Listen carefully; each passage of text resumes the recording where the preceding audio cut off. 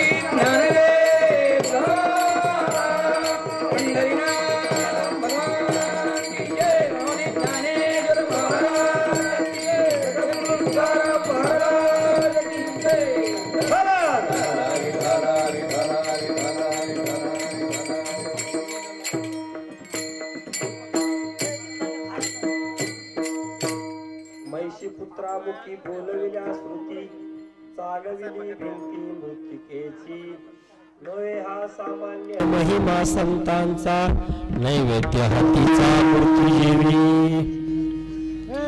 निळोबारायांनी संतांचं वर्णन केलेलं आहे.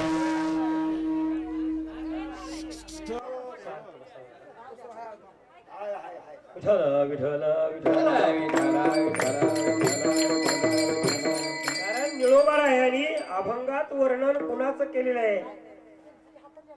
अहो जीवाचं वर्णन जीव करेल, संतांचं वर्णन संत करतील. पण निळोबारायांनी असणारा महिषी पुत्रामुखी बोलविल्या श्रुती म्हशीचा मुलगा त्याच्या मुखातून माऊलीने वेद बोलवून घेतले आणि माऊली नंतर शेटपळकरांनी त्याच्या मुखातून ज्ञान ओढवून घेतलं. कारण हे ज्ञान माऊलीने का असणार महिषी पुत्रामुखी, कारण प्रत्येक जीवाला भगवंतानं ज्ञान दिलेलं आहे. प्रत्येक जीवाला त्याचं जीवन सुखी जगण्याचं ज्ञान दिलेलं आहे, जगण्याकरता दिलेलं आहे. पण आपण लोक दुसऱ्यावर बहिष्कार टाकतो आणि त्याचं जीवन सुखी थांबवतो. कारण आपला मीठपणा, आपलं मोठेपणा, आपलं सर्वस्व त्याच्यावर पडावं आणि म्हणून आपण त्याच्यावरती आपलं महिवंत लादतो. आणि ते लादल्यामुळं ते जीवन दुसऱ्याच्या स्वाधीन असतं, त्यांना मनासारखं जगता येत नाही. पण आपण जर त्यांना जगण्याकरता पुष्टी दिली तर ते आपल्यापेक्षा सुखी जगतात. कारण ते प्रत्येकाच्या घरात तोच आत्मा हे माऊलीने लावून दिलेला आहे. कारण प्रत्येकाच्या हृदयात तोच आत्मा आहे आणि प्रत्येकाला तोच जीव नांदतोय आणि प्रत्येक ठिकाणी तोच वल्ले असणारा परमात्मा आहे हे माऊलीने दाखवून दिलं गेलं. पण त्यानंतर आतापर्यंत सुप्त पडलं होतं, हे शेटपळकरांनी जागृत करून दाखवलेलं आहे. कारण ही सामान्य ताकद नाही हो, पशुकडून ज्ञान बोलवून गेलं. तिने आता मला सांगितलं की म्हणजे की ज्या माणसाला मार म्हणलं की त्यालाच मारत होता, म्हणजे दुसऱ्याच्या पाया पडत होता आणि 2 पाय वर करून पाया पडत होता. हे ज्ञान पशुला नाही हे असं आपण म्हणतो, पण ज्ञान प्रत्येकाला भगवंत दिलेलं आहे. पण ज्ञानाचा वापर आपण त्याच्यावरती बळजबरी घालून वापरू देत नाही. आपलं मुठ्ठीपणा असावा, मी साम्राज्य असावा, माझ्या स्वाधीन सगळ्यांनी जगावं, त्याच्यासाठी त्या जीवाला त्याच्या मनसोक्त जगता येत नाही. आणि म्हणून परंतु आज ते सिद्ध झालेलं आहे आणि त्या माऊलीचं असणारं जे ज्ञान दिलं ते जागृत केलं, त्या भगवंताच्या जीवावर त्या भगवंताचं भजन करू. पांडुरंगा करू प्रथमान मन, पांडुरंगा करू प्रथमान मन, पांडुरंगा करू प्रथमान मन, पांडुरंगा करू प्रथमान मन. दुसरे चरण संताजिया, दुसरे चरण संताजिया, दुसरे चरण संताजिया. त्यांच्या कृपादाने कथेचा विस्तार, त्यांच्या कृपादाने कथेचा विस्तार, त्यांच्या कृपादाने कथेचा विस्तार, त्यांच्या कृपादाने कथेचा विस्तार. बाबाजी सद्गुरु दास तुका, बाबाजी सद्गुरु दास तुका, बाबाजी सद्गुरु दास तुका. पांडुरंगा करू प्रथम नमन, दुसरे चरण संताचिया, त्यांच्या कृपादाने कथेचा विस्तारू. बाबाजी सद्गुरुदास तुका, तयांचे केलिया स्मरण, होय सकळ विद्येचे अधिकरण. तेची वंदू श्री चरण श्री गुरूंचे, ते नमस्कारोनी आता. ओम नमो ज्ञानेश्वरा, करुणा करा दयाळा, तुमचा अनुग्रह लादलो, पावन झालो चराचरी. नमो सद्गुरु तुकया ज्ञानदीपा, नमो सद्गुरु सच्चिदानंद रूपा, नमो सद्गुरु भक्त कल्याण मूर्ती, नमो सद्गुरु भास्करा पूर्ण कीर्ती. कैलास राणा शिवचंद्र मौळी, फणींद्र माथा मुगटी झळाळी, कारुण्य सिंधू भव दुःखहारी, तुझ विन शंभो मज कोण तारी. सर्व मंगल मांगल्ये शिवे सर्वार्थ साधिके, शरण्ये त्र्यंबके गौरी नारायणे नमस्तुते. मनोज मारुत तुल्यम जितेंद्रिय बुद्धिवरिष्ठम, वातात्मजं वानरं श्रीरामदूतं शरणं प्रपद्ये. विठ्ठल विठ्ठल विठ्ठल विठ्ठल विठ्ठल विठ्ठल.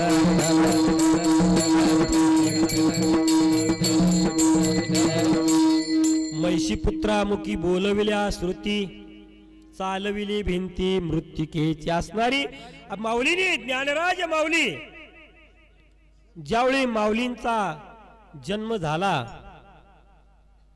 आणि त्यावेळी सर्वांनी त्यांना वाळीत टाकलं, आणि ज्यावेळी सगळ्यांनी वाळीत टाकलं आणि त्यावेळी माऊलींचे वडील गेले आणि आमच्या मुलाला सुखी जगता यावं असं काहीतरी म्हणले, मला सांगा, ते करीन, पण माझ्या मुलाला सुखी जगता यावं. आणि त्यावेळी सांगितलं, आमच्या शास्त्रात तर कुठंच नाही की संन्याशाच्या पोरांनी सुखानं जगावं असं धर्मशास्त्र नाही म्हणले. कारण संन्याशाच्या पोराला वाळीत टाकणं हा धर्म आहे म्हणले, कारण अधर्मानं झालेली मुलं आहेत. अधर्म कशाला म्हणतात, धर्म कशाला म्हणतात, ही संस्कृतीच आता कुणाला कळलं नाही. धर्म कशाला म्हणतात आणि अधर्म कशाला म्हणतात. कारण आपण सांगल ते शास्त्र, आपण मोरल ते धर्म, आणि आपण सांगल त्या जगानं वागावं हा स्वधर्म झाला जगाचा. पण त्यावेळी पण दोषण काय, विठ्ठलपंतांनी संन्यासी आश्रम घेतला असेल, पण मुलांचा काय दोष त्यात, त्यांच्या पोटी जन्म घेणं हे काय आपत्ती आहे का, वाईट आहे का, त्यांचा काय दोष. त्यांनी सांगितलं तुम्ही या पैठणला जा, आणि पहिलं धर्मपीठ पैठणला होतं, त्या धर्मपीठानं जो निर्णय देईल त्याप्रमाणे तुम्हाला शुद्धीपत्र देता येईल. मग सांगितलं, मग वाचणारे विठ्ठलपंत उठले आणि रुक्मिणीला सांगितलं, मी आता पैठणला जातो आणि पैठणच्या धर्मपीठाकडून शुद्धीपत्र आणतो, मग आपल्या मुलाला सुखानं जगता येईल. कारण मुलाला सुखी जगावं प्रत्येक आईची वडिलाची इच्छा असते. प्रत्येक आईला वाटतं मुलानं सुखी जगावं, आई वडिलाला वाटतं सुखी जगावं, प्रत्येकाला वाटतं.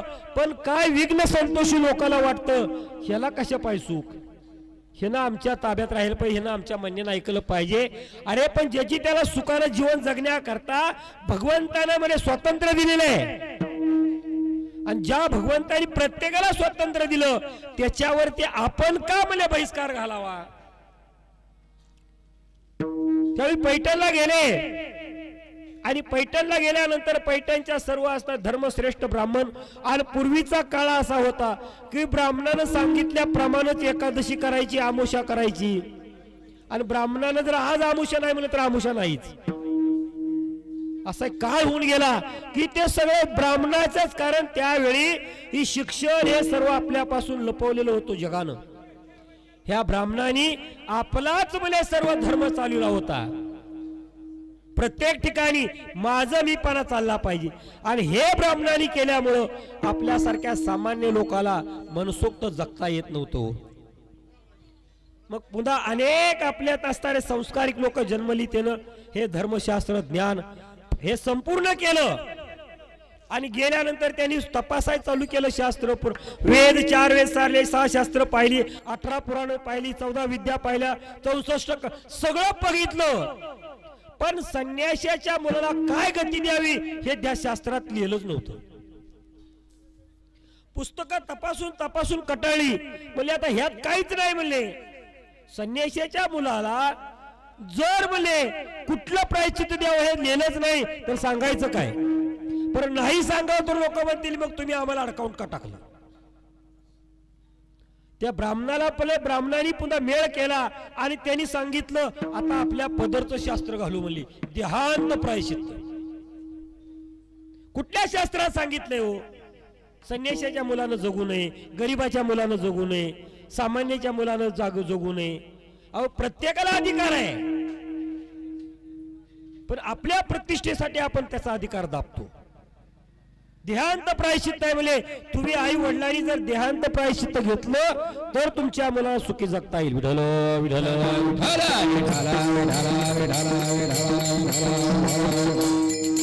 आणि तर तुम्हाला सुखी जगता येईल. विठ्ठलपंत म्हणले ठीक आहे, कारण जे ज्ञानी मनुष्य असतात आणि जे धर्मासाठी जगतात, धर्मासाठी जगायची इच्छा असते, ते कधी कुणाला आडवं बोलत नाही, कधी कुणाला भांडत नाही. ती म्हणते ते त्याच्या का म्हणण्यानं असू द्या, आपल्याला धर्म चालवायचा आहे, आपल्याला गाव चालवायचं आहे, आणि गाव चालवायचं आहे, आपल्याला परमार्थ टिकवायचा आहे. त्याच्यासाठी एखादा अडचण का करेना, त्याच्या का म्हणण्यानं असं ना, पण धर्म टिकवावा. आणि धर्म टिकवण्याकरता जन्माला संत आले आणि तुम्ही आम्ही बी त्याच्यासाठी जन्माला आलोय. काय विघ्न संतोषी माणसं पण आपल्याला सुद्धा संकट आणतात. हिथंच परमार्थ कराय तुला जमलं काय, तिथंच करतो काय, हे विघ्न संतोषी लोक. पण त्याच्यापासून सावध राहणे. आणि विठ्ठलपंत आल्यानंतर त्यांनी ब्राह्मणांना सांगितलं की मला देहांत प्रायचित्त घ्यायचं प्रचित्त दिलंय, मग आमच्या मुलाला सुखी जगता येईल. ती म्हणजे घ्या. आळंदीच्या ब्राह्मणांनी सांगितलं आणि मग घरी गेले आणि रुक्मिणीला सांगितलं की आज मला रात्री देहांत प्रायचित्त घ्यायचं आहे, नंतर आपल्या मुलाला सुखी जगता येईल म्हणजे. ती म्हणले तुम्ही देहांत प्रायचित्त घेणार, मग मी माग कशाला राहू. पूर्वीच सांगतोय, कारण पती व्रता धर्म जो माझा आहे ते तुम्ही नसल्यानंतर मी जाऊन काय उपयोग आहे म्हणले. मला मी तुमच्या बरोबर यायचं आहे. अगं पण आपण दोघं जर गेलो तर आपल्या मुलाचं काय. ते म्हणले मुलाचे जे काय आहे ते प्रारब्ध त्यांचं भगवंत बघल, मी माझं जीवन तुमच्यापासून दूर का करू. ती पतिव्रता म्हणते माझं जीवन तुमच्यापासून दूर काय करू. मुलांचं काय होईल मला माहित नाही, त्यांच्या प्रारब्धात काय लिहिलंय मला माहित नाही, पण माझ्या प्रारब्धात आहे पती हा परमेश्वर. आणि पतीची सेवा करणं हा माझा धर्म आहे आणि मी पाळीन. पण माझी एक इच्छा आहे म्हणले की आजच्या दिवस तुमचं राहू द्या, उद्या सकाळी आपण गोडाधोडाचं भरपूर जेवण करू, मुलाला पोटभर घालू, आपल्या दृष्टीनं मुलं इलभर पाहू, दिवसभर मुलाचा सुख सोहळा घेऊ आणि उद्या संध्याकाळच्याला जाऊ. तुझी इच्छा पुरी करतो म्हणजे. पत्नीला सांगितलं ठीक आहे. मग दुसरी दिवशी उठले आणि भिक्षा आणली आणि त्या दिवशी पुरणपोळीचा स्वयंपाक केला. मांड्याचा मांड हे खपरावर भाजतात, पुरणपोळी तव्यावर भाजतात. खपरावर भाजलेलं मांड्याचा स्वयंपाक केला आणि जवळ बोलवलं. चारही लेकरं जवळ घेतली आणि पोट भरून जीव घातलं.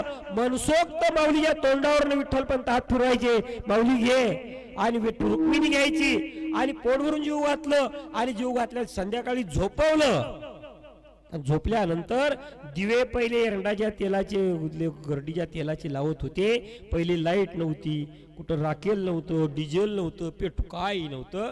आणि दिवा जळू ठेवला आणि 12 वाजता विठ्ठलपंत सांगितले रुक्मिणी मी चाललो म्हणले, आता माझ्या मुलाचं हित करायचं आहे. ते हितानं मुलाला जगाय सुखी जगा यावं हे बापाचं लक्षण असतं, पण ते मुलाला कधीच कळत नाही. आणि म्हणून वृद्धाश्रम झाली. विठ्ठल विठ्ठल. आणि त्यावेळी म्हणले निघाले आणि रुक्मिणी सांगितलं थांबा तुम्ही जाऊ नका म्हणले, मी बी बरोबर येणार आहे. आणि रुक्मिणी उठली आणि निघाली. दरवाजापर्यंत आली आणि दरवाजापर्यंत आल्यानंतर थांबली. थांबा म्हणले मला एक बार माऊलीचा चेहरा नीट बघून येऊ द्या. अहो शेमडं लिकरू असलं तरी आईला सुड वाटत नाही. आणि सोन्यासारखी 4 लेकरं टाकून जायचं आहे, कोणत्या आईला जाऊ वाटेल. गेली आणि माऊलीला निहाळून पाहिलं, हृदय घेवरून आलं. पण इकडे म्हणे पतीला सोडून राहायचं आहे आणि इकडे मुलाला सोडून जायचं आहे. कुणीकडे जावं तिला कळेना. धर्माचा विचार करू लागली. पती हा परमेश्वर, पती बरोबरच जावं आपला धर्म आहे म्हणले. मुलाचा विचार करणं आपला धर्म नाही. पुन्हा दरवाजापर्यंत आली आणि आली चला म्हणले. आणि पुन्हा ध्यान झालं म्हणले मला मुक्ताला बघायचं आहे म्हणले. थांबा. पुन्हा लहानशी मुक्ता किती 4 वर्षाची मुलगी होती हो. 4 वर्षाची लेकरं टाकून जाणं ते कोणत्याही आईला भावत नाही. महागारी आली आणि मुक्ताला निहाळून बघितलं. आणि मुक्ताला निहाळून बघताना निवृत्ती उठले. आई काय गडबड आहे म्हणली. निवृत्ती ग बस म्हणले, बोलू नको म्हणले. अरे ते शुद्धीपत्र दाखवलं की देहांत प्रायचित्त घेतल्याशिवाय तुम्हाला सुखी जगता येणार नाही. हा पैठणच्या धर्मपीठाचा नियम आहे म्हणले. आणि त्याप्रमाणे आम्हाला जायचं आहे. निवृत्तीने सांगितलं आई तू गेल्यानंतर मी काय करू. तिने सांगितलं बाळा हे तुझंच आहे, तुला सांभाळायचे. 4 भावंड तुम्ही सुखानं राहायचं आहे, हे आमच्या हातात नाही म्हणले. हे जर भगवंताची नियतीच अशी असेल, भगवंताने नियतीच आपल्या मागे लावली असेल तर आपण काय करणार आहे म्हणले त्याला. आपण काय करू शकत नाही. त्या भगवंताची इच्छा आहे की असं जगा, मग त्या भगवंताच्या इच्छेप्रमाणे आपण काय करू शकत नाही. निवृत्तीला गहिनीनाथाचा उपदेश केलेला होता, त्यामुळं गहिनीती वैराग्य असल्यामुळं गहिनीनं सांगितलं ठीक आहे आई, पण म्हणले माझं ऐक. आईनं वचन दिलं की म्हणले मी एक सांगते, माझ्या ज्ञानाचा लळा तेवढा पुरव, मला इच्छा कधी राखू नको, माझ्या ज्ञानाची जी इच्छा होईल ती पुरी तू कर म्हणले. निवृत्तीने सांगितलं ठीक आहे, आणि गेले आणि दोघांनी रात्री 12 वाजता सिद्ध बेटावर गेले आणि दोघाला गळ्याला टावेल बांधला आणि दोघांनी देहा धुडी टाकली, देहांत प्रायश्चित्त घेतलं. आज जो भागवत धर्म उभा राहिलाय ना, अहो साधा फूल बांधायचा म्हणलं पडायला लागला तर म्हणतात काहीतरी बळी द्यावा लागतो. मग भागवत संप्रदायाचा पाया रचताना माऊलीच्या आई वडील हे 2 बळी गेलेले, तेव्हा हा भागवत संप्रदाय उभा राहिलेला आहे. हा सामान्य नाही किंवा कुणाच्या बी इच्छेनं मोडणारा नाही आणि कुणाच्या बी सांगण्यावर संपणारा नाही. किती जरी विघ्न संतोषाने परमार्थ बुडवण्याचा प्रयत्न केला तरी एक ना एक भगवंत त्या गावात उभा करत असतो आणि त्याला परमार्थ जोडायला हवत असतो. कारण त्याच्या माग एवढा मोठा मुले असणारा देहांत प्रायश्चित्त घेण्याकरता माऊलीनी ज्ञान देवे रचिला पाया, उभारली देवाला पाया रचताना आई वडिलांचं म्हणजे देहांत प्रायश्चित्त दिलेलं आहे. मग गेल्यानंतर सकाळपारी उठले, माऊलीने विचारलं, माऊलीला कळत होतं, निवृत्त दादानी सांगितलं, पण मुक्ता लहान होती, मुक्ता रडायला लागली. आई कुठाय, बाबा कुठाय, गावात माधवगिरीला गेलीत म्हणली. रडू नको, माधवगिरी मागून. अरे दादा एवढ्या लवकर कशी गेली, येतेली म्हणत म्हणत मले चल 11 वाजल्या, चला म्हणले दादा आपण बघाय जाऊ आई वडील कुठं आहे. तर गवण्यासारखे होते का हो. आणि ज्यावेळी गावात गेले त्यावेळी आणि असणारी त्या विसोबा खेचऱ्या चाट्यानं बघितलं शास्त्रीनं, अरे संन्याशीच्या कार्ट्यानं गावात का फिरायला लागला. त्यावेळी सांगितलं दादा आमच्या मुक्ताला रडण थांबून आहे हो, आई वडील कुठे गेले ते हुडकायसाठी आलेले. अरे गावात तुम्हाला यायची बंदी आहे, गावाच्या बाहेर वा, हाकालून लावलं. त्यावेळी निवृत्तीनाथांनी विचारलं धर्मपीठापुढं की जर म्हणे आई वडील देहांत प्रायश्चित्त घेऊन जर आम्हाला धर्म जगवता येत नाही तर मग आमच्या जीवनात काय आहे. त्यांनी सांगितलं तुमच्या आई वडिलांनी प्रायश्चित्त घेतलं पण तुमचं कुठं प्रायश्चित्त झालंय म्हणली. पूर्वीच्या हाताचीच ब्राह्मण आहेत असं नाही, कोण असेल तर क्षमा मागतो, पूर्वीपासून चालूच आहे, ती असेल ते माझं. त्यावेळी तरी सांगितलं म्हणजे तुमचं प्रायश्चित्त नाही. त्यावेळी निवृत्तीदाराने विचारलं काय, तुम्ही पैठणला जा आणि शुद्धीपत्र आणा, मग तुम्हाला मला शुद्धितो.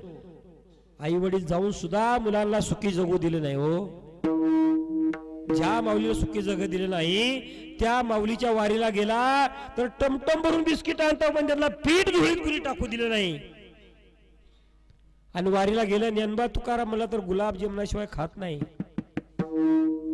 ज्याच्या नामात एवढी ताकद आहे त्यांच्या जीवाचं हाल कोणी सोसलं गेलं. आणि आपल्याला निस्ती नाही चाल दिली तर घे तुझा टाळण, घे तुझं भजन. कारण परमार्थ सामान्य नाही, ही जी संतांची ताकद आहे आणि संतांचे सोसलेलं आहे त्याचं सुख आपल्याला भोगायला मिळते. संतांनी दुःख भोगलं त्याचं दुःख सुख आपल्याला आलेलं आहे. आपल्या आई वडिलांनी दुःख भोगलं म्हणून आपल्याला सुख मिळतंय. आपण दुःख भोगलं तर आपल्या मुलाला सुख मिळेल. आपण जर आयुष्यामध्ये जगलो तर आपल्या मुलाला कधीही जुळी घेतल्याशिवाय पर्याय नाही. जीवन हे सुख दुःखात मला विलीन व्हावं लागतं तेव्हा पाठीमागच्याला सुख मिळतं. सुख दुःख हे समान ज्याची भावना आहे त्याला संत म्हणतात. सुखात मी आनंद मानत होते आणि दुःखात त्याच्यापेक्षा आनंद मानत होते. आणि त्यावेळी धर्मपीठाची आज्ञा घेतली आणि मग मले पैठणला गेले. आणि पैठणला गेल्यानंतर माऊली ज्ञानराज गेले आणि धर्मपीठावर प्रश्न पडला, अहो आमच्या आई वडील देहांत प्रायश्चित्त घेतलं तरी आम्हाला सुखाने जगता येत नाही का. त्यांनी सांगितलं संन्याशीची पोर आहे, तुम्हाला अधिकारच नाही सुखाने जगायचा. आपण का नाही, काहीतरी प्रायश्चित्त असेल सांगा. त्यावेळी पूर्वीच बघितलेली होती हो सगळी पुस्तकं, काही सापडे ना त्यावेळी. आणि प्रत्येकाच्या माऊलीने सांगितलं प्रत्येकाच्या ठिकाणी आत्मा एकच आहे, प्रत्येकाची आत्मज्योत एकच आहे. का भगवंतानं असं वेगळं वेगळं केलं? पुरुषाच्या ठिकाणी आत्मा, स्त्रीच्या ठिकाणी आत्मी का केलं नाही? का पशु पक्षाला म्हणले डोळं दिलं नाही, तर नाक दिलं नाही, कान दिलं नाही, तोंड दिलं नाही, असं काय केलंय का?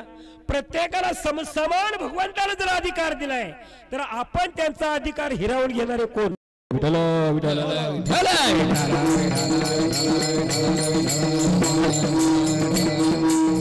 कारण तो अधिकार हिसकावून घ्यायचा आपल्याला अधिकार नाही. तरी पण आम्हाला आपण कमी का लेखावं, आपला कमीपणा का, ह्याच्यासाठी आपण त्या ठिकाणी सुरत असतो. आणि त्यावेळी म्हणे त्या पैठणकरांनी पाहिलं आणि सांगितलं, म्हणजे तू सांगतोय की प्रत्येकाच्या ठिकाणी आत्मा एक आहे, प्रत्येक ज्ञान तो आहे आणि प्रत्येक भगवंताला बुद्धी देणार आहे तो आहे, हे तुझं खरं आहे. ब्राह्मण म्हणले, माऊली सांगितलं काय खोटं आहे म्हणले? अरे प्रत्येकाला तोच देत आहे, अन्नदाता तो आहे, ज्ञानदाता तो आहे, जीवन जगवणारा सुखाने देता तोच आहे म्हणले. प्रत्येकाला जन्म घालणारा तो आहे, प्रत्येकाचं मरण त्याच्या स्वाधीन आहे, प्रत्येकाचं जीवन जगायचे त्याच्या स्वाधीन आहे. मग त्याची सत्ता आपण हिरावून घेणारे कोण? माऊलीने प्रश्न टाकला. त्यावेळी ब्राह्मणाला बोलता येईना. त्यांनी सांगितलं एवढं तू बोलतोय म्हणले ज्ञानिया, तर म्हणले तुझं नाव ज्ञानी आहे, तुला ज्ञान कळतंय म्हणले, बोलता येतंय. आणि तो कुठं म्हणले पकालीचा हाले आलेला आहे, त्या हाल्याचं बी नाव ज्ञानीच आहे म्हणले, त्याला बोलता येईल घाल तुझ्यासारखं? सगळ्याचा आत्मा जर एक आहे तर त्याला ज्ञान सांगता येईल का सांगणार नाही म्हणले. प्रत्येकाची समान ताकद आहे, प्रत्येकाचं समान ज्ञान आहे, मग त्याला का बोलता येणार नाही? ताबडतोब ब्राह्मणाने सांगितलं इकडे. आता धर्मपीठाची आज्ञा, ती बिचारा कसा तरी 4 घरी पाणी वाहून जगत होता पाण्यावर, पण त्याला धर्मपीठाने सांगितलं, त्याला अंधार हाल्या उभा केला, सांग म्हणले हलगटाला बोलायला. त्यावेळी माऊलींनी त्याच्या डोक्यावर हात ठेवला आणि कानात यजुर्वेदाचा मंत्र फुकला गेला. तो हाल्या त्याच वेळेला म्हणले असणारा नामंत्र जप करू लागला गेला, ऋग्वेद बोलू लागला. आणि ऋग्वेद ज्यावेळी बोलू लागला त्यावेळी सगळे ब्राह्मण चकित झाले आणि इकडे तिकडे बघू लागले. काय झालं, काहीच कळेना. आणि जो बोलायला लागला तो काही केल्यानं थांबेना, आणि जो थांबेना ते बघितलं आणि सगळे ब्राह्मण मंडळी चकित झाले. काय झालं गेलं? अभंगाचं पहिलं चरण. मैशी पुत्रा मोगे बोलावणे द्रोती हो, मैशी पुत्रा मोगे बोलावणे द्रोती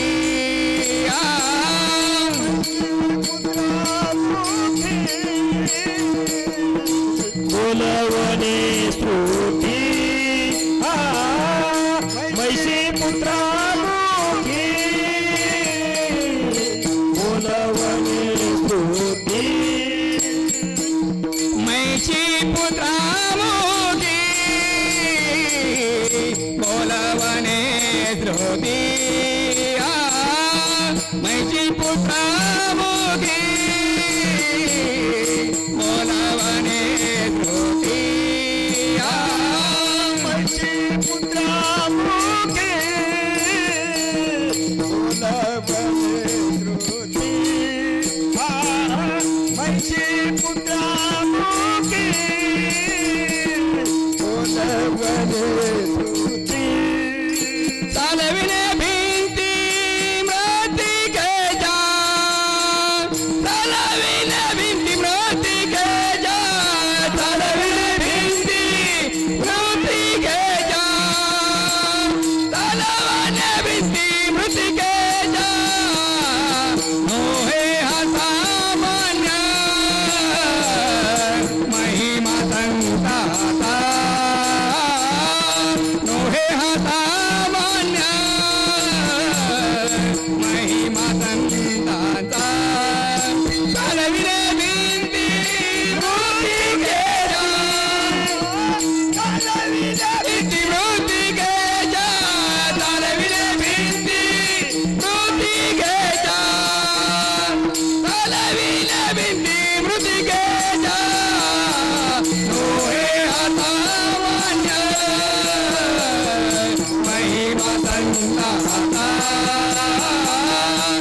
हे असामान्य महिमा संताचा. म्हैशी पुत्रामुखी बोलविल्या. आणि म्हशीच्या जो हसणारा हाले रेडा त्याच्या मुखातून वेद बोलले. आणि जो तो रेडा वेद बोलायला लागला तो थांबायलाच तयार नाही. काय केल्यानं थांबायला तयार नाही. आणि ज्यावेळी थांबना त्यावेळी ब्राह्मणाने विचार केला, हा जर रेडा पैठण मध्ये ठेवून घेतला तर हा वेद बोलत बोलत बसल. आणि हा जर वेद बोलत बसला तर आपल्याला कोण विचारणार आहे. अहो तर पंचांग निघालं तर ब्राह्मणाकडे एखादच बघायचं आहे ना. मग आता रेड्यानं बोलल्यानंतर काय होईल अवस्था म्हणली. काय करा विचार करू लागले. त्यावेळी त्यांनी सांगितलं, हा रेडा तू घेऊन जा म्हणले ज्ञान्या, तुला शुद्धीपत्र देतो आणि शुद्धीपत्र तुला देतो सुखाने जग म्हणले तू. पण म्हणले असणारा आणि तू सुखी जग म्हणले, पण शुद्धीपत्र घेऊन जा, पण रेडा इथनं घेऊन जा. कारण हा ह्याच्यापासून आम्हाला धोका आहे. कारण हा वेद बोलला सामान्य लोक कळतील आणि सामान्याला कळलं तर आपलं कसं होईल. अहो पुढाऱ्याचंच पोरग पुढारी झालं पाहिजे. तुमचं आमचं पोरग सरपंच होऊन चालत नाही. तुमच्या आमच्या निस्त्या तोफा उडवायच्या, गुलाल लावायचा तोफा उडवायच्या, तुमच्या आमच्या बाकी करायचं नाही. हे जीवनाची रहस्य आहे हो. आणि ते रहस्य कधीतरी थांबलं पाहिजे. ते संतांनी थांबलं. आपल्याला तिकडे जायचं नाही. ते राजकारण आपला विषय नव्हतं. असणार म्हणजे सामान्य महिला असणार घेऊन जा. त्यावेळी त्यांनी सांगितलं घेऊन चल बाळा म्हणजे तुला यावं लागेल आमच्या बरोबर. तो आता रेडा ज्ञानी आहे, वेद बोलतोय. तो सद्गुरु ज्ञान माऊलीला मानलं. आणि त्या दिवसापासून त्या रेड्यानं अन्न पाण्याचा त्याग केला. कारण जीवन माझं कृतार्थ झालं म्हणले. सद्गुरूचा आशीर्वाद माऊलीसारखा आशीर्वाद म्हणले मिळला. तो रेडा एवढा ज्ञानी झाला की अन्न पाण्याचा त्याग केला. त्या ऋग्वेदाची ऋचा बोलू लागला. आणि तिथून ते चौघ भावंड आणि ते रेडा माग चालत चालत चालत आले. आणि ज्यावेळी नेवाशाच्या पुढे आल्यानंतर तिथं म्हणजे एका झाडाखाली दुपारी बसले. आणि बसल्यानंतर वेद बोलत बोलतच त्या रेड्यानं तिथं जीव सोडला. माऊलीच्या समोर बघत बघत सोडला. त्यावेळी निवृत्ती नाना नाना अरे तुझे शिष्य गेला. शिष्य म्हणलेलं आहे. किती जीवन कृतार्थ होतं संतांनी हाती धरल्यावर. संतांनी हाती धरलं तर जीवन कृतार्थ होतो. पण ते कृतार्थ झालेलं जीवन आपल्याला कळत नाही, जपता येत नाही. महाराज झाला म्हणून काय झालं त्याचं काय सगळंच ऐकावं काय. जीवनाची अवस्था अशी होते. अरे पण तुझ्या जीवनाचा कायापालट केला. तू रस्त्याने हिंडत होता ती तुला घरी आणला. हे काय कमी केलं पण त्याची जाणीव राहत नाही हो. अरे टपरीहून उठत नव्हता तुला भजनात आणला. भजनात नसून दिसता बसत होता तुला टाळ घेऊन उभा केला. हा काय सामान्य महिमा आहे. पण थोडी आणि ती अहंकार मनात जागृत झाला तर केलेला सगळा उपकार सपना साप होतो आणि अहंकार जागृत येतो. माझ्यामुळे तर सगळं चाललेलं आहे. अरे त्या भगवंताची सत्ता हाले ते पान कोणाची सत्ता कोण त्या प्रभुवीन बोलता चालवी बोलवी ऐकवी एकला एक नारायण अयाचे भजन चुकू नको. त्या भगवंताची जीव मात्रावर सत्ता आहे आणि त्याच्या सत्तेवर सगळं चाललेलं आहे. तुझ्यावर आशीर्वाद आहे, छाया आहे, मग तुझ्या हातात सत्ता आहे. त्याची जर अवकृपा झाली तर एका दिवसात तिकीट काढावं लागेल. का किती कोटी रुपये दिले म्हणील पोरबाळ येस्तोर तुला थांबवतो. काळ म्हणतो का कधी घास घेता सत्ता हाती नाही. अरे तोंडात घास काढस्तोर काळ थांबू देत नाही. एवढं जीवन भगवंताने आपल्या स्वाधीन केलेलं आहे. आणि तो रोडा पडला. त्यावेळी निवृत्त दादानी सांगितलं की ज्ञानात तुझा शिष्य पडला म्हणले आता ह्याचं काय संस्कार करावं लागतील. माऊलीने सांगितलं करूया. आणि ताबडतोब तिथलं म्हणले असताना फावडं घेतलं, खड्डा खाल्ला, तो रेडा तिथं पुरला आणि पुरला त्याच्यावर दगड ठेवला आणि सिंदूर तांबडा लावला. एवढ्याच शेतकरी आला. विठ्ठल विठ्ठल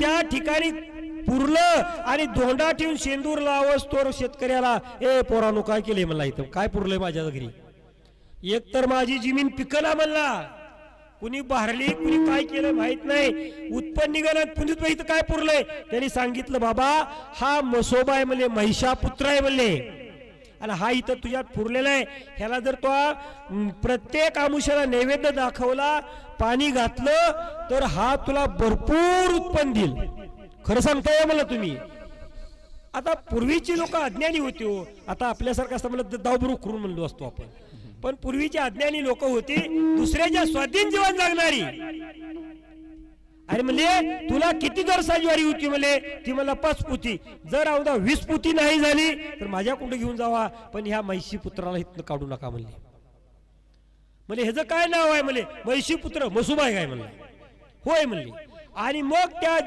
दुसऱ्या दिवशी येळामुषा आलती आयतच त्यानं फळ मुटका आणलं मसुबाला दावलं पाणीवर दावला आणि त्या दिवशी खरंच त्याला 60 पोती ज्वारी झाली हो माऊली तिथनं आले आणि 60 पोती ज्वारी झाली तो शेतकरी तिथनं घेऊन आला 40 पोती ज्वारी तुम्ही सांगितल्याप्रमाणे 20 माझी 40 तुमची त्यांनी सांगितलं माझी नाही आपल्यासारखा म्हणला असता फुट होती तो सोड कारण आपण स्वार्थी लोक आहे आपला स्वार्थ कधी संपत नाही हो संत हे परार्थी असतात दुसऱ्या जगात 3 प्रकारचे संत एक स्वार्थी एक परार्थी आणि एक स्वार्थी परार्थी स्वार्थी लोक म्हणजे आपण प्रपंचवाईक परार्थी म्हणजे संत निस्तो दुसऱ्याला सांगतात तू सप्त्यात पंगत घे तुझ्याकडे एक महाराज घे तुझ्याकडे टाळकरी घे बरं का आणि त्याचं तू कर तू मी सांगाय नसता तुझ्याकडे काय तर घे ही परार्थी झाला आणि स्वार्थी परार्थी तिसरा वर्ग आहे ते संत तुका म्हणे अनुभव आहे अंगे तो या जगात देत तसे स्वतः अनुभव संत घेतात आणि मग तुम्हाला आम्हाला प्रसाद वाटतात तो प्रसाद त्यांनीच दिल सांगितलं नाही म्हणे तुझाच प्रसाद आहे तुला घेऊन जा मी कुठं ठेवू म्हणले ती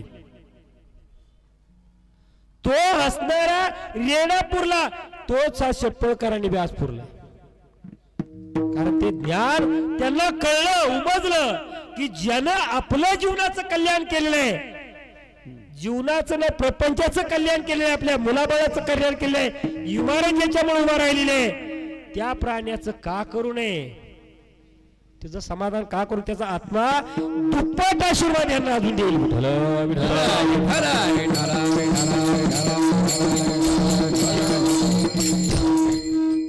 कारण जीवनाच्या ठिकाणी प्रत्येक ठिकाणी भगवंत अंतरी वसावी भूतदया ठेवा मग काय होणे प्रथम साधन हेच असे साधन एकच आहे प्रत्येकाच्या ठिकाणी भगवंताला बघावं प्रत्येका ठिकाणी प्रेम असावं आपलं परक असं कोणी मानू नये आणि ते नाही मानलं तर जीवनाचं कृतकल्याण होतं कारण माऊली या ठिकाणी अनेक म्हणजे संकट आली अहो सहज तिथून निघाले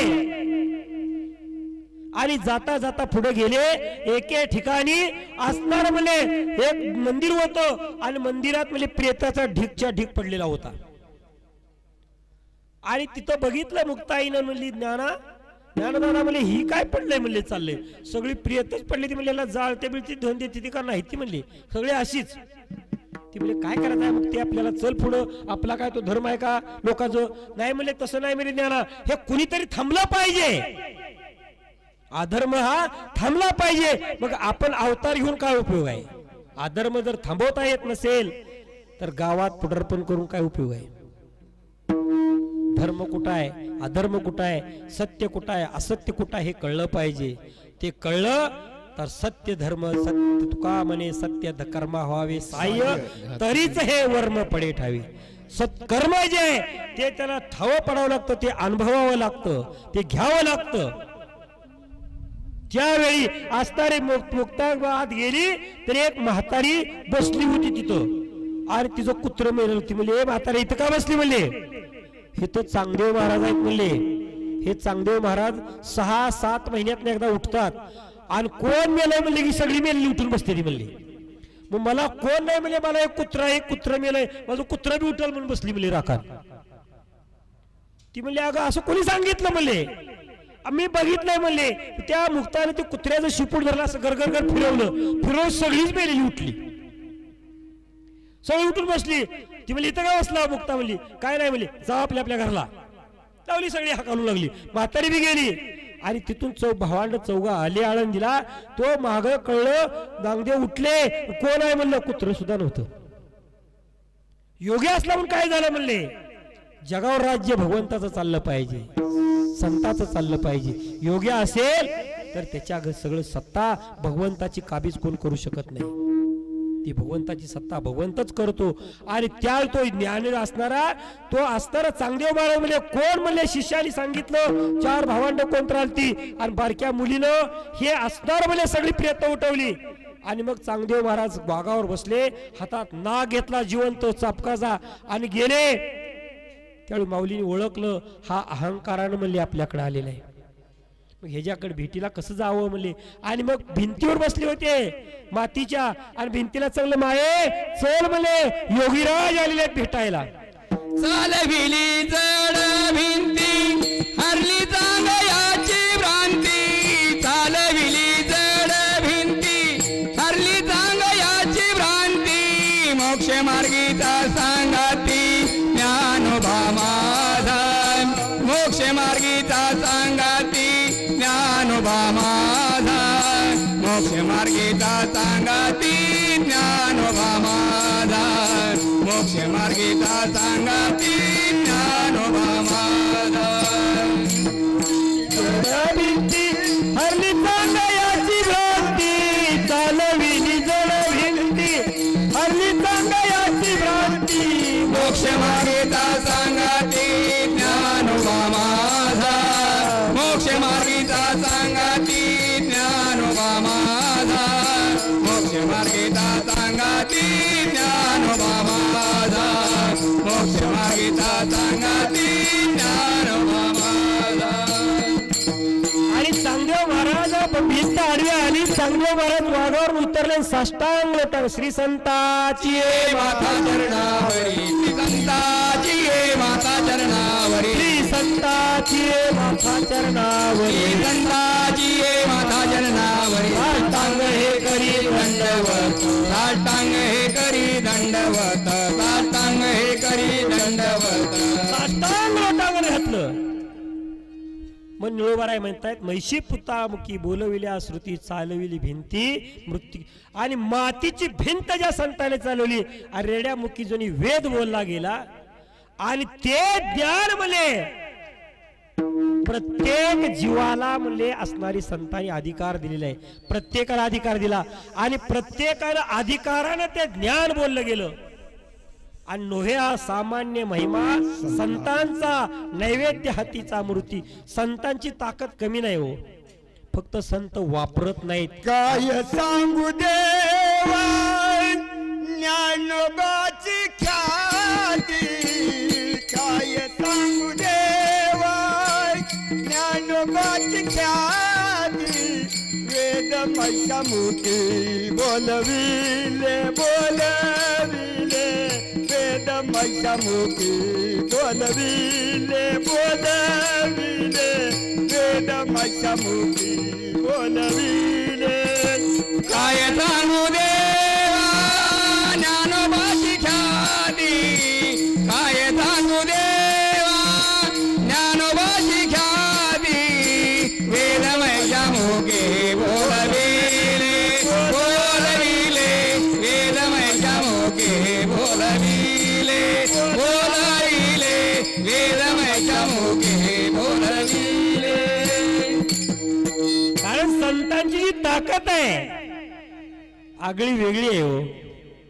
आणि ती संतांची ताकद जी सामर्थ्य सामान्य नाही. ते सामान्य ताकद तुम्हा आम्हाला सुद्धा त्यांनी दिलेली आहे पण ते तुम्हा आम्हाला वापरायचं ज्ञान नाही. कारण जीवन प्रत्येकाला त्यांनी जे दिलं तेच आपल्याला दिलेलं आहे. काय डोळे कमी आहेत का हात कमी आहे का कष्ट कमी आहे का बुद्धी कमी आहे ज्ञान काय कमी आहे आपल्यात.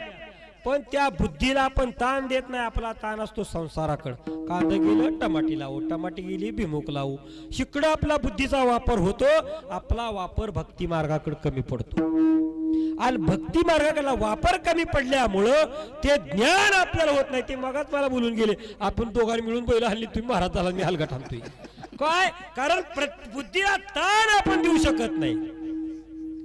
कारण आपल्या बुद्धीला जर चालना दिली तिथपर्यंत गेलो तर देवच काय देव मागे पुढे उभा राही सांभाळी आघात अहो सतत जीवन म्हणजे भाग जगतो म्हणजे अहो दामू शेट्टीनी जीवनभर म्हणजे परमार्थ केला प्रपंच करत करत परमार्थ केला आणि पोटी पुत्र सल्लिकरू बाळ नाही संतान नाही पण पाठभेद आहे जे असणारच भक्ती विजय ग्रंथात बघितलं तर नामदेवरायाचा शिंपल्या जन्म झालाय आणि तुम्ही आम्ही संतांनी आता लिहून ठेवलं ते नामदेवरायाच्या पोटी जन्मला पण ज्यावेळी द्वापार युगात कृष्ण अवतार कृष्णाने बोलवले सगळे संत त्यावेळी संतांना सांगितलं नामा तू कुठं अवतार घे कबीराने कुठं घ्यावा सगळ्या संतांची नेमणूक केलेली आहे तो भक्ती विजय वाचला तर पाठभेद नाही तर म्हणाल तुम्ही काय ते सांगतोय कारण त्यावेळी नामदेवरायाचा अवतार घ्यायचा आणि ज्यावेळी असणाऱ्या भीमा नदीत मध्ये तो शिंपला टाकला आणि कबीराचा शिंपला गंगेत टाकला तिकडे आपल्याला जायचं नाही आणि तो शिंपला वाहत वाहत दामू शेट्टी आंघोळ करत होते आणि आंघोळ करीत असताना पाणी वंजळीत टाकलं तो फाट दिशी शिंपला हातात आला फुटला आणि ते बाळ हातात आलं आणि भगवंताचा प्रसाद म्हणून त्यांनी घेतलं आणि घरी आले गोनाईला म्हणले अगं गोनाई बघितलं का म्हणले भगवंतानी प्रसाद दिलाय आपल्याला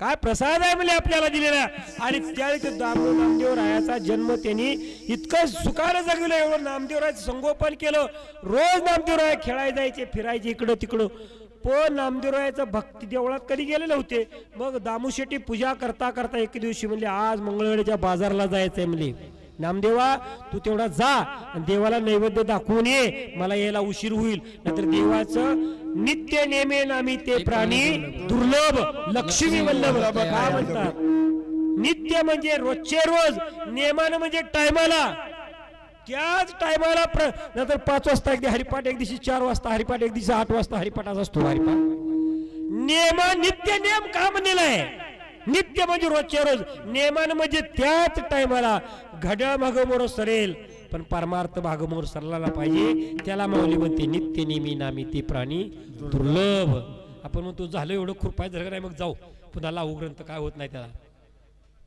कारण ते संतांचं जे वाक्य आहे ते शब्दात आपण आळवावं लागतं हृदयात रुजवावं लागतं आणि ते रुजवल्याचं शब्द ज्ञान एकदा झालं ना तर जीवन कृतार्थ होतं आणि कृतार्थ जीवन एकदा जगलं की काय नाही त्यावेळी नामदेवरायाला सांगितलं जातो म्हणले जावा आणि दामू शेट्टी बाजारला गेले आणि दामू शेट्टी बाजारात गेले बाजारात मिळे कपडे विकत बसले सकाळपारी गोनाई झाले उठ ना म्हणले तुला ध्यानात नाही का काय सांगितलं वडिलांनी पांडुरंगाला नैवेद्य दाखवायचंय मग आंघोळ कर स्नान केलं आंघोळ केली सगळं नैवेद्य घेतला आणि नामदेवराय गेले मंदिरात आता नामदेवरायला काय माहित आहे रोज गेल्यानंतर देव निवद खातो का देतो का दावून यायचा असतो 5 वर्षाचं बाळ गेलं आणि देवा पुढे गेलं म्हणजे पांडुरंगा हा निवद दिलेला नैवेद्य दिलेला आहे ना हे खा मला वडिलांनी सांगितले तुला खाऊ खा म्हणून देवाला नैवेद्य दाखवून ये मग खा ओलं म्हणले पाठदिशी मला उशीर झालाय घरी जायचंय मला भुका लागलेली आहे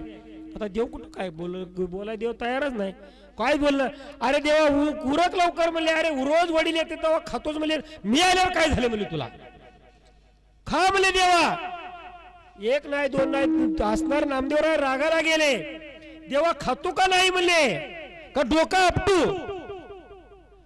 आपटून जीवच देईल म्हणले तुझ्या पुढे म्हणले अरे तुला कधी जरा सुद्धा कळवळा कसा नाही म्हणले भक्तांचा पाषाणाची मूर्ती थरथरा कापली जेवबा लागली नाम्यासवी अहो तो पांडुरंगाची डोकं आपटाय नामदेव आदळणार एवढ्या थरथर देव कापायला लागला गेला हे नामा थांब म्हणले एवढा परमार्थ असावा लागतो युगच्या उग देव पण येत नाही आणि चंद्र सूर्य संपले तरी संताची कीर्ती संपत नाही याला कारण आहे त्याने जीवन सर्वस्व वेचलेलं असतं आणि ज्यांनी सर्वस्व जीवन वेचले त्याचीच कीर्ती अमर होते आपली पुण्यतिथी घालते याची सुद्धा गॅरंटी नाही अहो रेड्याचं भाग्य होतं म्हणूनच पुण्यतिथी आहे ते असणारा असते त्याचं भाग्य आहे मोठं भाग्यवंता घरी भजन पूजन त्याची वाट पाहे रघुनंदन भगवंत सुद्धा वाट बघतो की भाग्यवान मनुष्य असल्यानंतरच त्याच्या घरी परमार्थ चालतो भाग्यवान नसेल तर काही बी अडचण येते किती बी परमार्थ त्याच्या घरी भजन ठरवा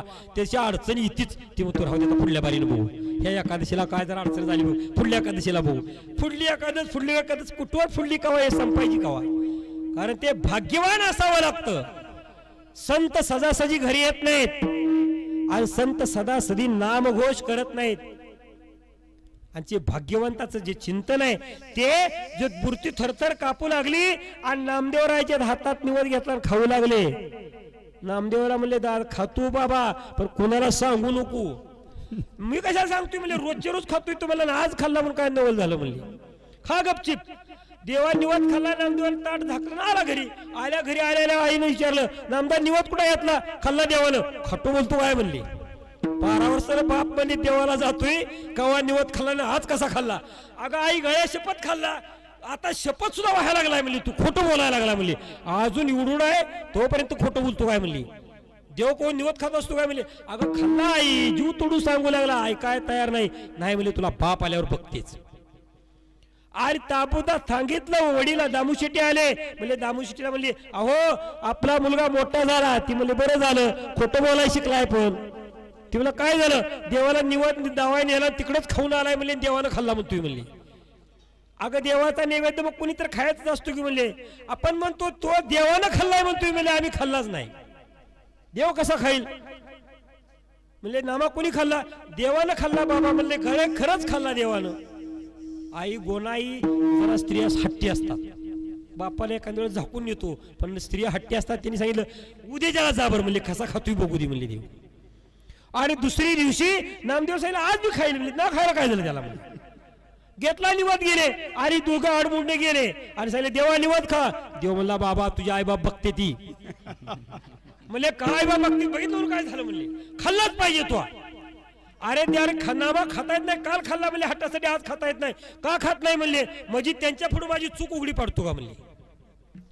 अरे गपची पाहिल्यावर खातो म्हणले, चोरून खातो आणि देखत खात नाही असला देव असतो का म्हणले. देव कसला असतो म्हणले? चोरून खाणारा देव नाही म्हणले. कृष्ण अवतारात चोरून खाल्लं ती खाल्ले म्हणले, ह्या बी अवतारात चोरूनच खा म्हणले. म्हणजे आम्ही काय करायचं? गवळ्या घरचं सगळं दही दूध खाल्लं, पोरं ताकावर बसवली म्हणले सारी. आणि आता मी तीच करतोय म्हणले. देवा खा देवा. नाही म्हणले. देव म्हणले नाही खाता येत, डोकसाच फोडून घेतो म्हणले. गपचिप देव खायला. त्यावेळी दामू शेट्टीने पाय धरले. नामा काय भाग्य आहे म्हणले तुझं मोठं. अरे इतकी दिवस परमार्थ करून म्हणले मला जे जमलं नाही ते तुम्हाला जमवलं. अभंगाचं दुसरं नो हे हा सामान्य महिमा संताचा. नो हे हा सामान्य महिमा संताचा.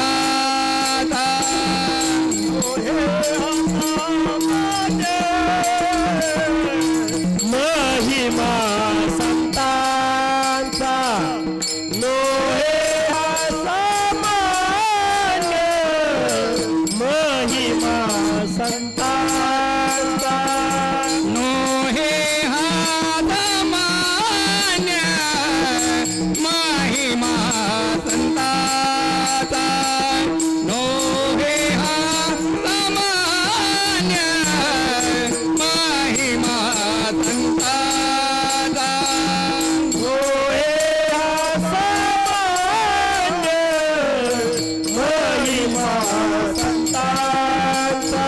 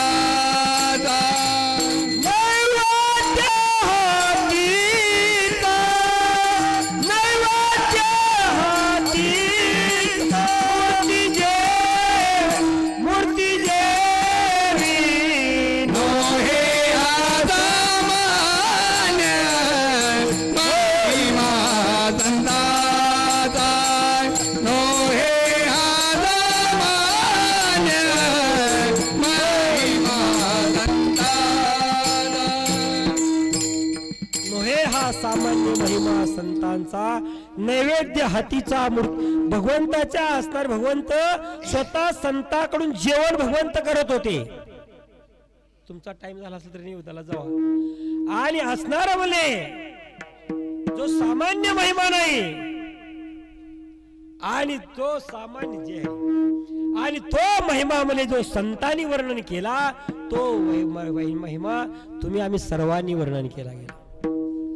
आणि जो वर्णन करणार, आणि ज्या मले माऊलीनी निळोबराय वर्णन करतायत, आणि ज्या असणाऱ्या वह्या कोरड्या पाण्यात राखल्या गेल्या तुकोबरायाच्या संतांनी, माऊली भगवंतानी. कारण ज्या एवढे मोठे अभंग बोले, अभंग किती लिहिले? 4000 फक्त आपल्याला माहित आहेत, 4500. पण 4 कोटी 1 लक्षाचा शेवट 34 सहस्र स्पष्ट सांगितले तुका कतोनिया गेला 12 अभंगाला सोडू नका. 4 कोटी 34 लाख 1,34,000 एवढे अभंग तुकोबरायांनी लिहिलेले आहेत. फक्त आपल्याला 4500च असणारे देवडकर महाराजांनी लिहिलेले आहेत, साखरे महाराजांनी तेवढेच माहित आहेत. पण जे जिथं जाईल तिथं तुकोबराय अभंगच म्हणत होते. आणि इतके अभंग म्हणले, एवढा अभंग के भजन केलं, भक्ती केली, पण त्यावेळी तरी कुठं लोकांना पटत होतो भक्ती मार्ग? देवाला कुठं पटत होता? विठ्ठल विठ्ठल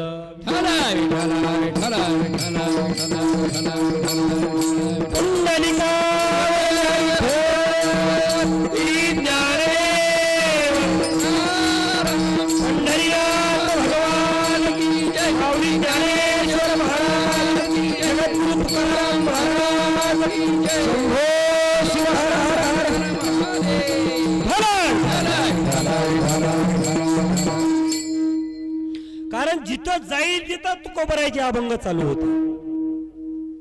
कारण जे अभंग एवढे केले, पण त्या तरी वेळी कुठं लोकांना परमार्थ पचत होता. हो, भक्ती करताना आपल्यालाच अडचण आहे असं समजू नका. संतांना, प्रत्येक संतांना भक्त परमार्थाची अडचणच होती. एवढंच की आता असणार म्हणजे राजकारण शिरलंय तेव्हा परमार्थाचं राजकारण होतं, आता सरकारचं राजकारण आहे, एवढंच आहे. पण जिथं जाईल तिथं परमार्थाला अडचणच होती. त्यावेळी तुकोबरायांनी एवढे अभंग करत असताना प्रत्येक जण म्हणले, तुकोबरायाचा अभंग सुद्धा आहे, गाढवाचे घोडे आम्ही करू दृष्टी पुढे. गाढवाची घोडी तुकोबराय करत होते, तुम्ही आम्ही करू शकत नाही. एकदा काय झालं, ब्रह्मदेवानं स्वर्गात नाही 10-5 गाढवं पाठवली खाली. जरा सावकाश विठ्ठल विठ्ठल विठ्ठल. आणि असणार गाढवं 10-5 गाढवं वरनं पाठवली ब्रह्मदेवानं. आणि ती गाढवं उकरंडीवर लागली फिर फुकायला लागल्यानंतर ब्रह्मदेवाला वाटलं गेलेली गाढवं म्हणजे काय करते ती बघावं. मग खाली आले आणि बघितलं, तुकोबरायला म्हणले काय करा म्हणले, गाढवं म्हणले सगळे आली उकरणच फुकायला लागली म्हणले. तुकोबराय सांगितले, पहिली काय कमी होती का गाढवं म्हणले खाली, आता अजून तुम्ही पाठवली वरनं 10-5 म्हणले. पहिलीच गाढवं म्हणले हाल नाही ती म्हणले, अजून दुसरी कशाला तुम्ही पाठवली म्हणले अजून. पण ब्रह्मदेवान म्हणले, अरे म्हणले ती जीवजंतू निर्माण करावा आमचा धर्म आहे. पण तुकोबराय म्हणले त्या गाढवाची घोडी आम्ही करत असतो म्हणले, गाढवाचे घोडे आम्ही करू दृष्टी पुढे. आणि त्या गाढवाचं घोडं तुकोबरायाने संतांनी कसं केलं गेलं? अहो बंबाजी बुवा किती तुकोबरायाला त्रास देत होते. प्रत्येक अभंग करायला लागली त्रास द्यायचे आणि भांडण काढायचे अभंग. अहो एकदा तर बोराटीनं तुकोबरायाला मारलं. रामेश्वर शास्त्री यांनी सुद्धा तुकोबरायाला इतकं म्हणजे त्रास दिला, दुःख दिलं, पण तरी तुकोबरायांनी कधी सुद्धा म्हणले त्यांना भांडले नाहीत. रामेश्वर भट्ट असणारे भांडले आणि असणारे बंबाजी बुवानी बोराटीनं मारलं, तरी बी म्हणजे तुकोबरायांनी त्या बंबाजी बुवाचं सहन केलं. आणि ज्या बोराटीनं मारलं त्याच हात सांच्याला दाबाय गेले. काका म्हणले ज्या काठी हाताने मारलं ते हात तुमचे दुखायला लागले असतील, दाबतो. आणि हात दाबू लागले. बंबाजी बुवा म्हणले तू कुठल्या मातीचा जन्मला रे तुका म्हणले. अरे तुला मारलाय म्हणले मी, माझ्यावर राग धरायला सोडून माझा हात दाबतो, पाय दाबतोय म्हणली. अहो रामेश्वर भट्टांनी तुकोबरायला एवढा त्रास दिला, एवढा त्रास द्यायला चालू केला तरी तुकोबराय भांडले नाहीत. पण तो भगवंताला, संतांचा त्रास भगवंताला सहन होत नाही. भगवंत स्वतः तिथं धावतात आणि ते रामेश्वर शास्त्री असणारे निघाले आणि जात असताना म्हणले गेले आणि एक विहीर पाहिली. दुपारची उन्हाचा रकडा पडला आणि उन्हाचं दप्त तळतळून करायला लागलं, बघितलं आणि म्हणले हिर दिसते, ह्या हिरीत आंघोळ करावी म्हणजे गार जरा वाटलं म्हणले. आणि गेले आणि त्या विहिरीत उडी टाकली, आंघोळ केली, कपडे आणि पाय राहिले, बाहेर आल्यानंतर निघून गेले. एवढ्यात ती विहीर कुणाची होती? अनगड शहाची होती, नमाजाच्या पाण्याची. आपल्यापेक्षा म्हणू नये पण आपल्यापेक्षा कितीतरी मुसलमानाचा परमार्थ शुद्ध आहे. अहो ते हातपाय धुतल्याशिवाय नमाजाकडे येत नाहीत, मशानभूमीकडे येत नाही. आपण तसंच इथून विना घेऊन बसतो. शुचिर्भूत असावं, परमार्थ कसा करावा हे जर आज मला भक्ती मार्ग करणाऱ्याला सांगावं लागलं तर याच्यापेक्षा दुर्दैव काय आहे? विठ्ठल विठ्ठल कारण कुठे जरी शौचाला गेलं तर टाळ घ्यायचा आहे, विना घ्यायचा आहे, पक्वास घ्यायचा आहे, हातपाय धुवून यावं, चूळ भरून यावी, मगच त्याला स्पर्श करावा. कारण तर त्या वाद्याचा असणारा शुचिर्भूतपणा आपल्या ठिकाणी पावित्र्य येतं, केलेल्या परमार्थाचं फळ मिळतं. नाहीतर पुण्य करता पाप घडे, पाप घडतं, पण ते करू नये. पण आपण म्हणतो आता काय करावं, तू कुठं पाणी हुडकायचं, काय करायचं, बसा. कारण जीवनाच्या ठिकाणी जे पुण्य पावन गोष्ट आहे ते नमाजाचं पाणी होतं. आणि तो म्हणला की माझं नमाजाचं पाणी कुणी म्हणले बाटवर विहिरीत थोडी कोणी टाकली, हे फक्त नमाजाला मीच पाणी वापरत होतो. आंघोळ करून मी नमाज पडण्याकरता सेपरेट बारो पडली ती विहीर आणि या विहिरीत कुणी आंघोळ केली. राग आला आणि राग राग हातात पाणी घेतलं, शाप दिला. जिनं आंघोळ केली असेल त्याच्या अंगाचा धाक उठल म्हणले. शाप दिल्या दिल्या रामेश्वर भट्टाच्या अंगाची आग उठली.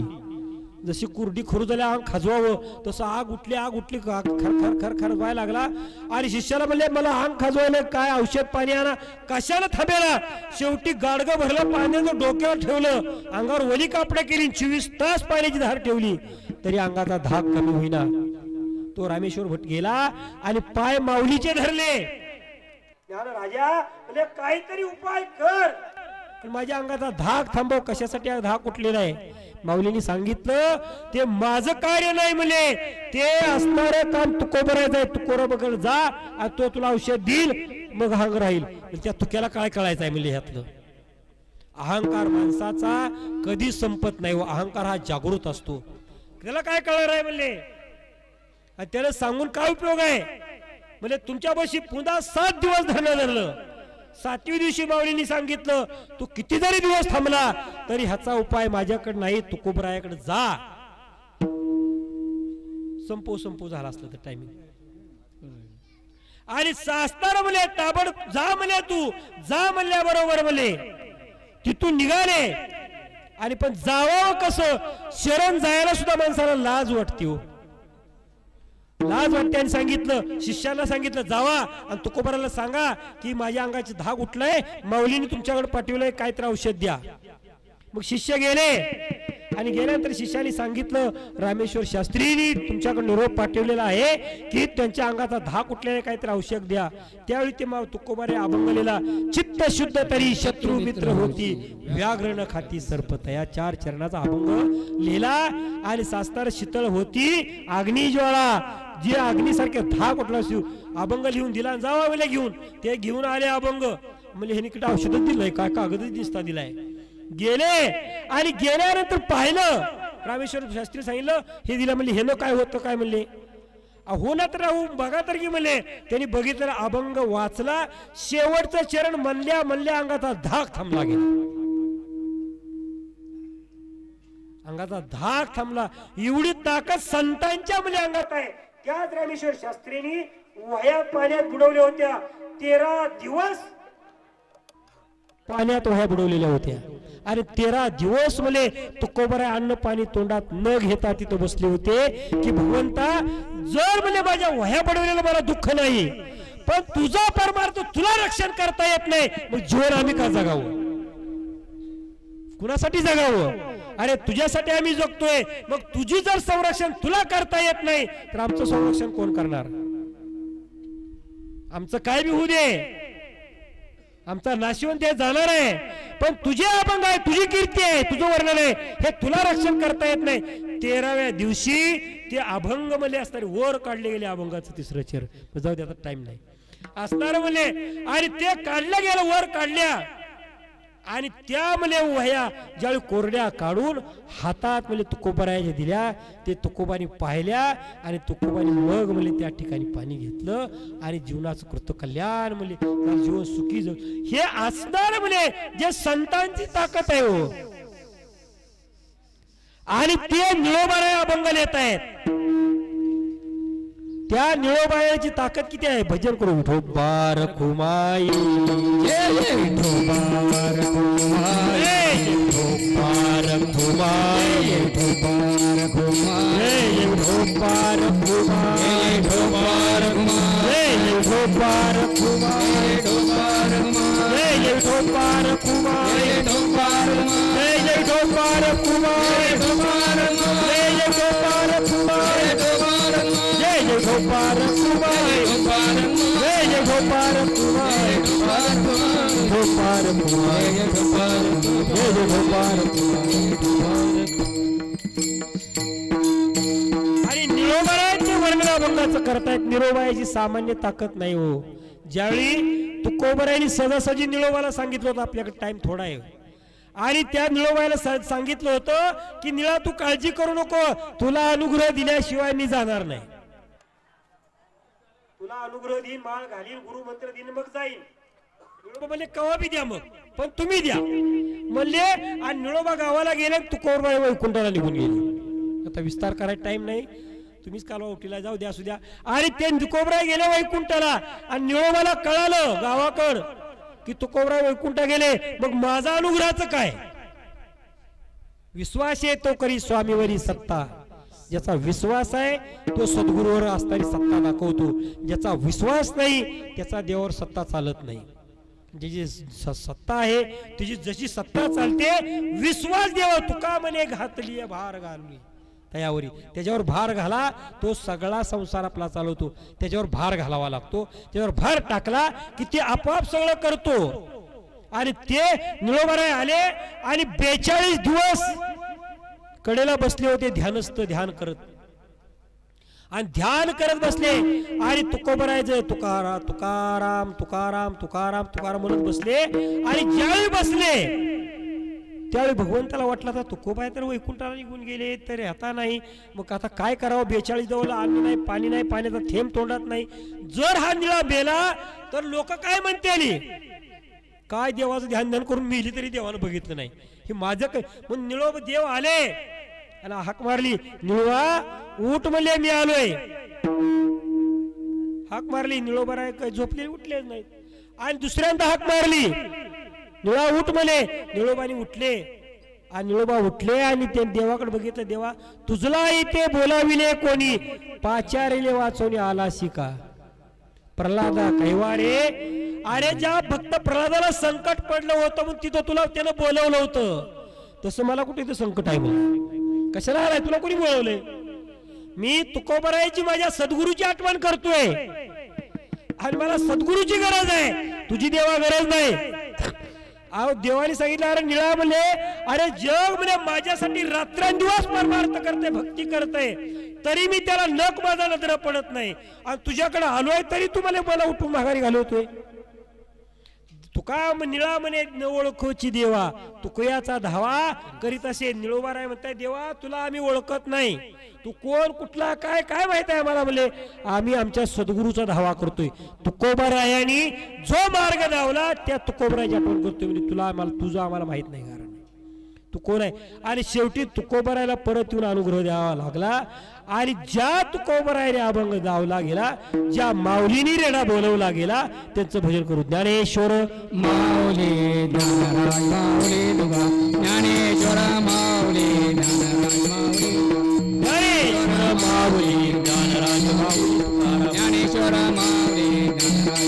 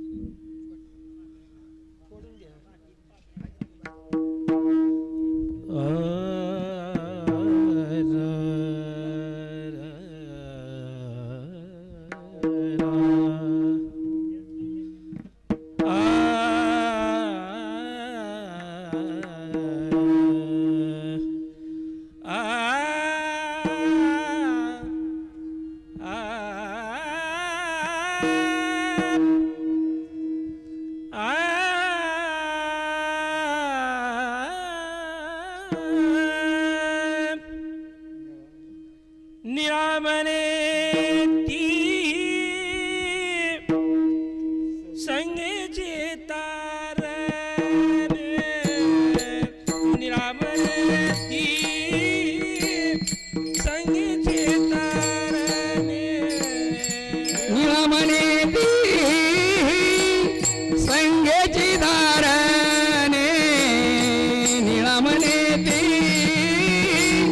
संगेची तारणे निरामने ती संगेची तारणे निरामने ती संगेची तारणे निरामने ती संगेची तारणे निरामने ती संगेची तारणे दीने उद्धारणे नवल कोण दीने उद्धारणे नवल कोण नवे आसावान्या महिमा संताचा नवे आसावान्या महिमा संताचा जीवे उद्धरणे नवल कोण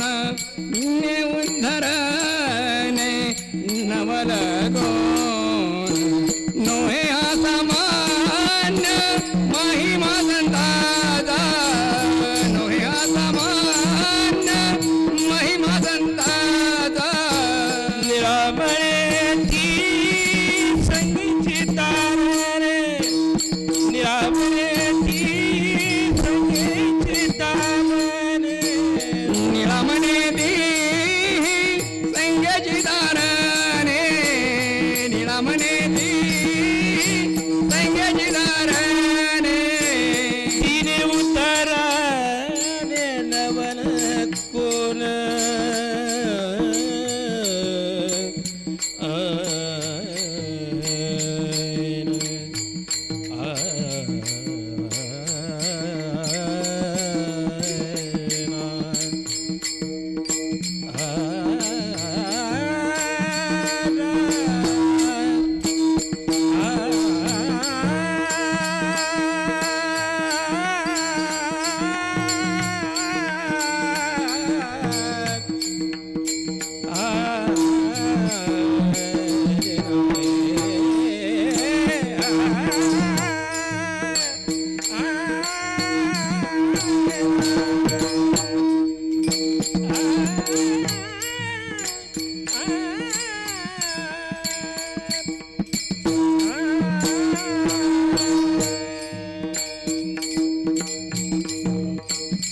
दिने उद्धरणे नवल कोणी दिने उद्धरणे नवल कोणी नवे हा सामान्य महिमा संताचा नवे हा सामान्य महिमा संताचा जिने उद्धरणे नवल कोण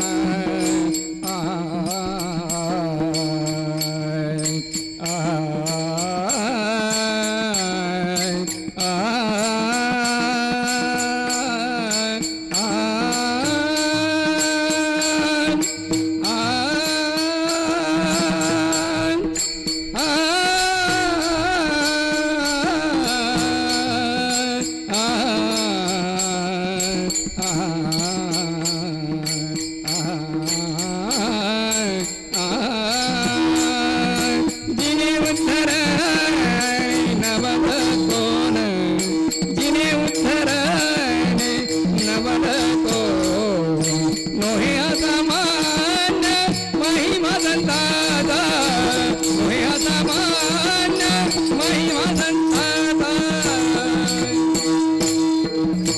नवे हा सामान्य महिमा संताचा नवे हा सामान्य नैवेद्य हातीचा मूर्ती नैवेद्य हातीचा हा सामान्य महिमा संताचा लोय हा सामान्य महिमा नोहे असामान्य महिमा संताचा नोहे असामान्य महिमा दंतादा नैवेद्य हातीचा मूर्ती जेवे नैवेद्य हातीचा मूर्ती जेवे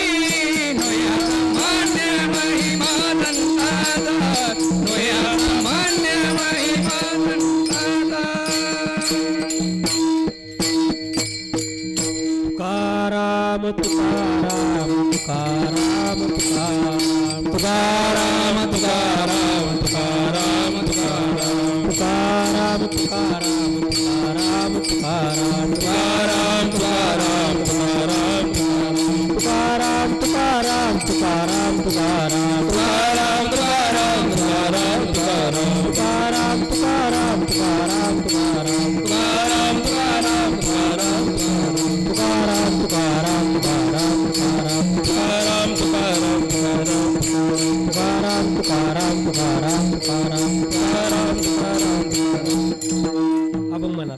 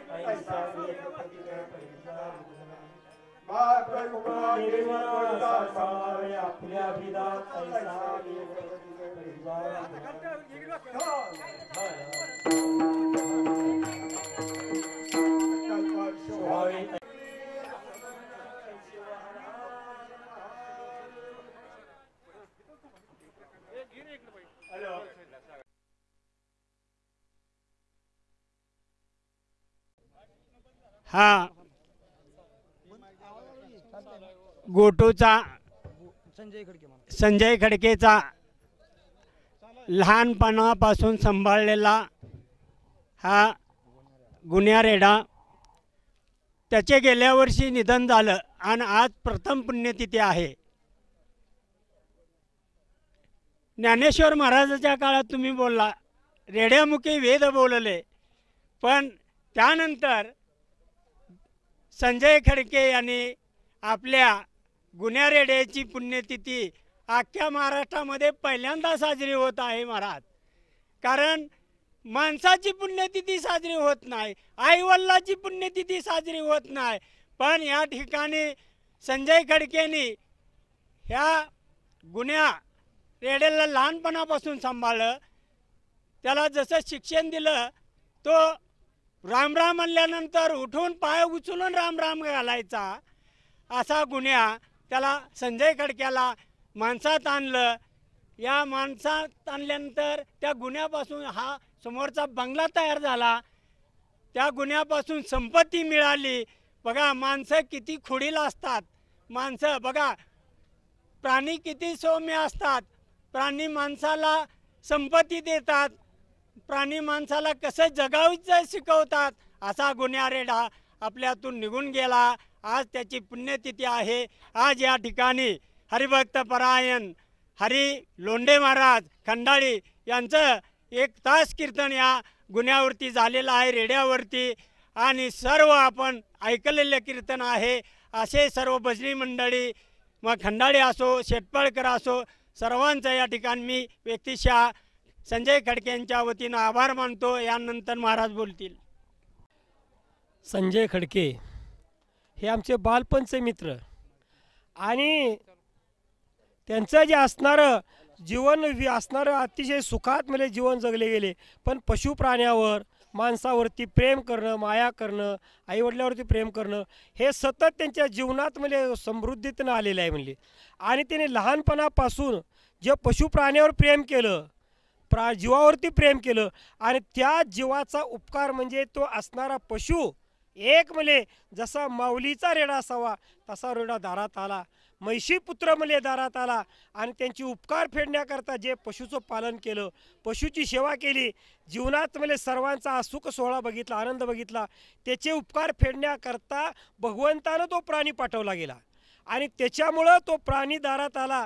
आणि होत्याचं नव्हतं करू मले सोन्यासारखे दिवस मले त्यांच्या जीवनात आणले. मुलाबाळाला, पोराबाळांना आणि असणारं समृद्ध जीवन जे सुखी जगवलं ते पशुप्राण्यांनी जगवावं, देवानी जगवावं, प्राण्यांनी जगवावं. माणसाच्या हातात काही नसतं. पशु पक्षी ह्यांनी जर हातात धरलं, प्राण्यांनी हातात धरलं, देवानी हातात धरलं तर जीवन लगोलग सुधारतं. आणि जीवनात एकच अंतरी वसावी भूतदया, प्रत्येक जीवावर प्रेम करावं, प्रत्येक जीवावर माया करावी आणि प्रत्येकाचा आशीर्वाद घ्यावा. ते जीवनात खरं सुख आहे. जर ते सुख आयुष्यभर मिळालं तर त्या जीवनाला आयुष्यभर कधीच कमी पडत नाही. त्याने ते भरपूर कमवलं आणि भरपूर जीवनात पशुपक्ष्याचा आशीर्वाद घेतला, मुलाबाळाचा घेतला, गावकऱ्याचा घेतला आणि सगळ्याचा आशीर्वाद घेऊन जीवन सुखी जगलं. आणि जगात जे घडलं नाही ते घडवून दाखवलं. जे कधीच घडलं नाही, जे पुढं बी घडेल का ह्याची शंका आहे, पण ते घडवून दाखवलं. ते म्हणजे असणारं आपलंच मले मूल असावं, वंशातला आपल्या कुळातलाच एक प्राणी आहे असं समजून त्याचं म्हणजे वर्ष श्राद्ध आणि एवढं भारी घातलं की मीडियावालून बोलून घातलं. हे मला आनंद आहे. कारण बापाच्या वर्ष श्राद्धाला मीडियावाला बोलवत नाहीत, पण पशुचं पालन करण्याकरता पशुचा आनंद इतका हृदयात त्यांच्या झाला असेल की तो हुंदका दाटलाच एवढा आनंद झाला असेल की एवढं मला खर्च करणं हे सामान्याचं काम नव्हे. त्याला अंतकर्म मोठं असावं लागतं. पैशानं मोठं असून होत नाही हो. हृदय मोठं असावं लागतं, प्रेम मोठं असावं लागतं, आनंद मोठा असावा लागतो. तेव्हा हे धाडस होतं. पैशेवानाचं धाडस होत नाही. मन ज्याचं मोठं आहे आणि ते संजय खडक्यांचं आमच्या मित्राचं मन मोठं आहे आणि त्याच्यामुळं कार्यक्रम ते आनंदानं केला गेला. त्या आनंदाला आमचं भरपूर सहकार्य आहे. ते संजय हे मी बालपणापासून सांभाळा. मला एक माणसाने पाळाय दिला होता. लहानपणी त्याचं लहानपणाचं मी मोठं पण केलं. त्यानं सगळी माझी शेती एकटा कोणच होता. ती पण वडला, कुळं वडला, सारंगी वडली. त्याच्यावर मी बसून म्हशी लावायला सुद्धा गेलो. कधी त्यानं कोणाचं खाल्लं नाही. एखाद्या मालकानं टाकलं असलं तर ती मी खा म्हणल्याशिवाय त्यानं खाल्लं नाही. त्यानं शेंगांना ढकलून दिलं, अरे बाबा त्यात एक टाकलेलं नाही, ते खा. मला चहा ठेवला आहे, तुला त्यांनी मालकानं टाकलं आहे, ते खा म्हणल्यानंतर तो खात होता. जर त्यानं एखाद्या टाकलं तर ते खाल्लं नाही त्यानं कधी, असं पायाने झुचून दिलं. जर मी सांगितलं त्यानं जाऊन खाल्लेलं आहे. मग ते एवढा त्यानं केलेला आहे शेतीवाडीत, माझ्या प्रपंचात. त्याला सांभाळण्यापासून माझं भरपूर मोठेपणा झालो. मला मी एक रोजगारी माणूस आहे. आज त्यानं मला गुन्ह्यानं भरपूर मला संपत्ती दिलेली आहे आणि त्याचा आशीर्वाद मी. चालविणे भिंती बैसवनिया नव्हे हा सामान्य महिमा संताचा, नैवेद्य हातीचा मूर्ती जेवी, उदिका माझी वह्या ठेवून कोरड्या, दाखवणे रोकड्या विश्वजना, निळा म्हणे तीही संगेची तारणे, दिने उद्धरणे नवल कोण. असा अभंग या ठिकाणी लोंढे महाराजांनी घेतला. हा रेड्यावरतीचा अभंग आहे आणि त्याचं निरूपण सुंदर तुम्ही केलं, त्याबद्दल लोंढे महाराजचा आभार मानूया. संजय खडक्याच्या वतीनं. पत्रकाराचं नाव काय? पांडुरंग सुरवसे, संपादक, वृत्तदर्शक संपादक आहेत ते. त्यांनी या ठिकाणी आपलं सर्व कीर्तनापासून ते आता शेवटपर्यंत सांगता हे आता चॅनलवर दिसत आहे. त्यांचा आभार मानूया.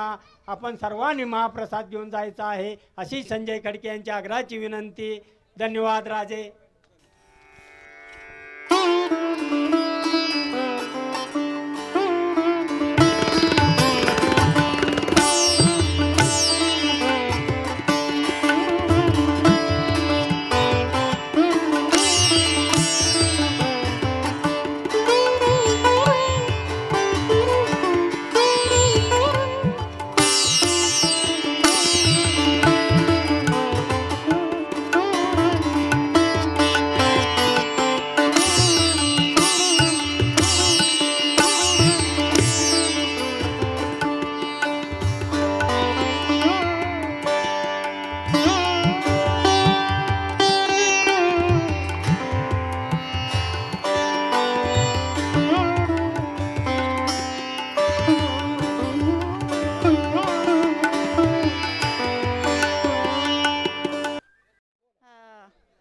घाल्या होता बारका आणि ती दिसत नव्हतं, त्याला आंधळा होता.